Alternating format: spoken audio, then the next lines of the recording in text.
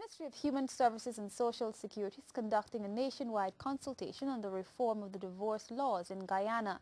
The ministry is proposing to introduce the no-fault divorce, where parties applying for a divorce will no longer have to prove fault on the other person.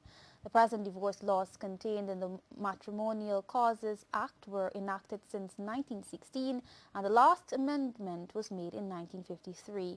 Human Services Minister Priya Manik-Chand says Guyana has changed socially, economically and religiously from the era when women were viewed as property. She says the constitution has been amended and states that all sexes are equal. However, the divorce laws remain the same. You are tuned to the NCN 6 o'clock news. We have more stories for you after this break. Stay tuned. This is the NCN 6 o'clock news.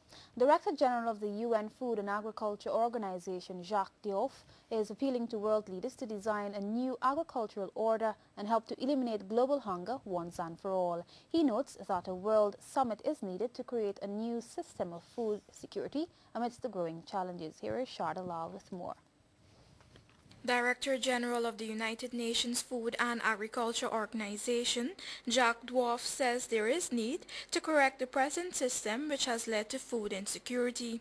He says this is necessary in the face of international market distortions resulting from agricultural subsidies, custom tariffs, trade barriers, and unrealistic national budgets. Diouf has proposed a World Food Summit for the first half of next year to lay the foundation for a new approach to world food security and an agricultural trade which offers more incentives to farmers in developing countries. According to him, there must be agricultural development policies with rules and mechanisms to ensure free and fair international trade.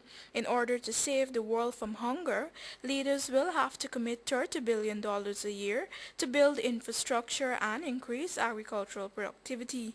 Mr. Diouf says this is not unreasonable given the funds required to avert the global financial meltdown.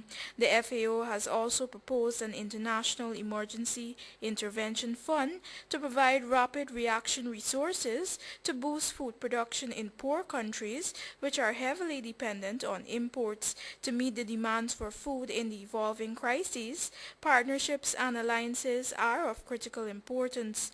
To this end, the organization has formulated a 3-year intermediate plan of action which will start next year and continue through 2011. Reporting for the 6 o'clock news, I'm Sharda Lal. A source at the Office of the President has told NCN that reports in some sections of the media are misleading and urge media operatives to get facts right before publishing. NCN was told today that, contrary to reports that Foreign Trade Minister Dr. Henry Jeffrey was at Cabinet on Tuesday last, the minister in question did not attend Cabinet on that day. The source insists Cabinet records can prove that on the Tuesday, November 18, 2008, Dr. Jeffrey was absent. Meanwhile, NCN has learned that President Bar Jagdeo has affirmed that Dr. Jeffrey is a Minister of Government and only the head of state pronounces otherwise. The comments come amidst speculation that the Foreign Trade Minister has been axed and is likely to assume a diplomatic post in Suriname. President Bar Jagdeo has called on critics to recognize the successes of the security forces in recent months. My apologies. President Bar Jagdeo has called on religious leaders to lead the way in promoting harmony and tolerance in Guyana. He made this appeal during the first religious conference at the International Conference Center yesterday. More from Sharda Lal. Guyana's first Religious Leaders Conference was held under the theme Propagating Faith in a Multicultural, Multi-Religious Society. Addressing the gathering, President Bar Jagdeo encouraged leaders to promote peace, tolerance, and respect in helping to mend the wounds created by foreign intervention. He stated that Guyana's multi-ethnic and multi-religious tolerance can be a model for the world. We have come from different places to join our indigenous brothers and sisters.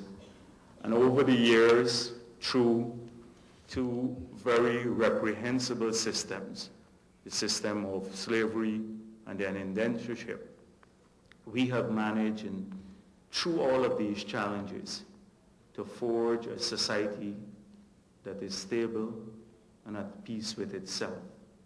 Not that it does not have problems, not that it does not have challenges.